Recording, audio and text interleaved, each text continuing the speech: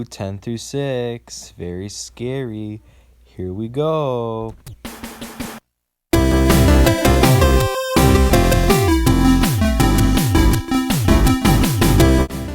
So number 10 is Mr. Gimmick, and ho doggy. So this is probably one of the best NES games out there that isn't really,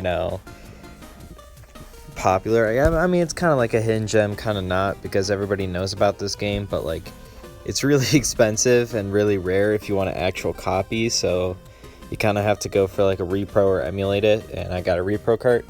But anyways, this game, it is very high quality. It was released very late into the NES's lifetime, and if you're hearing this soundtrack right now, it sounds amazing, absolutely bomb.com tasty, because there's an added sound chip within the cartridge that only some certain of I think it's Sunsoft games have, and this makes the game just worth it just for the soundtrack, even though you do have to modify your NES if you have an American one or whatever.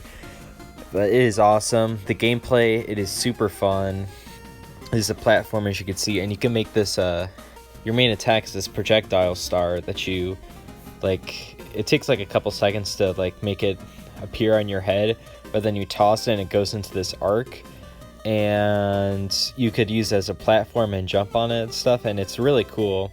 You get some sort of items that could change it into a bomb or a bullet, and it's pretty cool. The stages are relatively short, but they are pretty hard. Just like a normal NES game. It's not crazy hard or anything, but it is really fun, and I highly recommend it to anyone who could get their hands on it.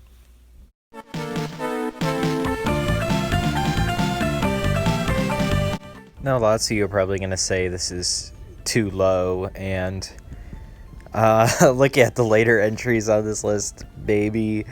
But this game, if you don't know, Castlevania, at least the later Castlevania games are kind of like Metroidvania games where you have this huge open world and you explore it and whatever. But this one is pretty much the first one of those Castlevania, Metroidvania kind of esque games I've played, and it is really fun. Even though it's a Game Boy Advance title, you have so many weapons and stuff, and the main thing of the game is that when you kill an enemy, there's a chance that you could get its attack, and this works for every single enemy, so there's a ton of attacks you could get. Some of them even do special things, some can even make you walk on water and special stuff, and they're really cool. And the castle is pretty cool, going through. The bosses are pretty fun. The game's not too difficult. It's just takes average skill. The castle layout and everything is really fun. I love exploring through it. The soundtrack is really good, and it is, I don't know how it compares to anything I forgot. The one on the PlayStation, Symphony of the Night. Yeah, I don't know how it compares to other ones or later ones in this series, but this one's, from what I played, this is really fun, and highly recommend it to anyone who's slightly interested in these games, or Castlevania or Metroid in general. So yeah, that's Castlevania Aria of Sorrow. Come on, everybody!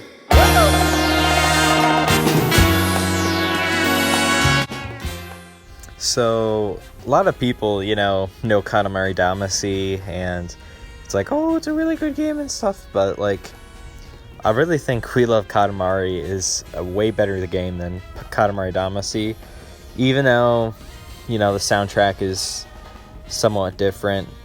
It is still good, and this game just has so many stages, and you could do multiple things within each stage instead of having to separate into different stages. The stages are a whole lot bigger. You could go from all the stages are kind of interconnected, and it all takes place in this a planet, and you can go from a house, grow up to the size of almost a town, then start eating like continents and stuff, and it is so cool, and it's all somewhat seamless. There are loading times, but like it's still the same stage. You don't have to quit or anything. And there's so many stages. There's like alternate things, like alternate challenges that are not the bear things. They are like the traffic cone, cow, whatever. But you know what I mean. For those who played Katamari Damacy, but this game just has like there's this one where you have to like roll up lightning bugs and get like the brightest thing. There's this one where you have to roll up cranes. I don't know. There's just so much fun. There's a battle co-op, or there's a battle co-op. There's a battle mode and there's a co-op mode also. So that's cool. It's all right. The co-op mode, you know, one person controls like the left stick and one person controls the right stick, which is kind of redundant. Like you could just use one controller to do that, but like at least I think that's how it works. It's kind of weird. But yeah, the battle mode's alright. This game, dude, it just has a ton of content. The music's awesome also. I still think the first game's soundtrack is just a tiny bit better, but this one is still pretty good. This just feels like a way more full-fledged game, and there's just so many more stages.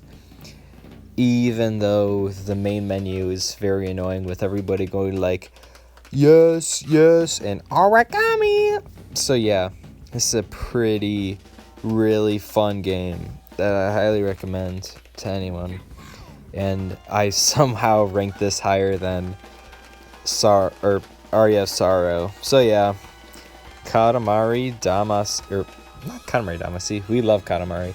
I don't know why so many people don't know this game. Maybe it's because Katamari Damacy is so big and they just like ignore all the other ones, but this is like just the better game in my opinion. So yeah, We Love Katamari.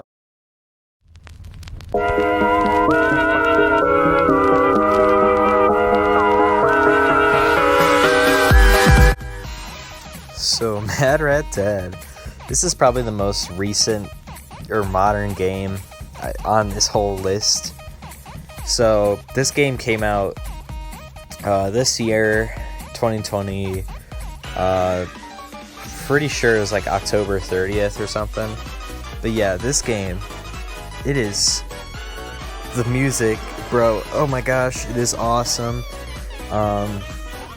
The gameplay, it is super fun, and surprisingly enough, the story is probably the best part of the game. And if you don't know what this is, since it's pretty recent, this is a rhythm platformer, which is pretty unique, and it is pretty fun. So pretty much you just have to like, you know, jump, dash, charge, and slam down on your enemies at the right timing, like going to the beat. And it may seem pretty hard and convoluted, but it actually is pretty easy, and pretty easy to control and play, and it is so much fun. And it's just like its own unique experience, especially with the story. Oh my gosh, dude, it'll make you like go like the end and stuff. It is really freaking good. Like I was not expecting the game to be like this good, this high quality, and I highly recommend it to anyone who has access to this game. So yeah, Mad Rat Dead.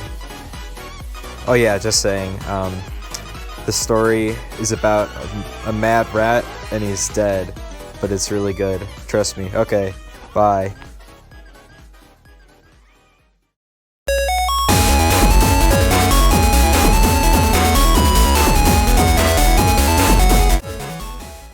So Megaman Battle Network 3, it's just blue in my case. There's two different versions to the game, blue and white. I was really surprised by this game and how fun it is and how unique of a concept it is. So pretty much, you know, Mega Man, you know, it's like a run and gun game. You know, you just go shoot some stuff, do some platforming. This game is not at all like that. Pretty much you're this kid in this city, you know, and you just go around, do stuff. But then there's also like this virtual world, and you control this Megaman dude. And the battles, dude, holy crap, they're so fun and fast-paced. So you're pretty much on this 3x3 grid.